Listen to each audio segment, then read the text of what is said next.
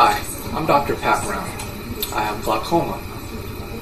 I had a situation where my eye drops started failing and my pressure was increasing quite dramatically and rapidly.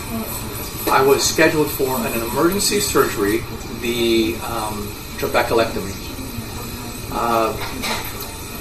I did some research on that procedure before I had it done and realized that it was a very old and archaic technique where they cut a hole in your eye, hope it scars up to the point where it will drain and keep your pressure down. It has a high risk of infection after the surgery, and it doesn't have a real high success rate.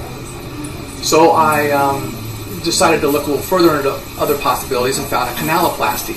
The canaloplasty basically uses your natural anatomy in your eye and just opens up the canal that's already there and allows the pressure to release. It made a lot more sense, a lot less invasive, less risk of infections in my eye later in life. Being as young as I am and being a dentist, I'm very worried about my eye and decided to get a canaloplasty.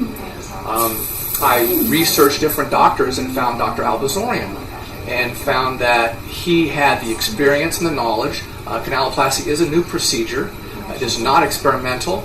And so I met with Dr. Albazorian, liked what he had to say, and had him do the surgery. It was very successful. My pressure was released, and I've recovered and retained the sight in my left eye. Very important to me, and I was very happy with everything else Dr. Albazorian did for me.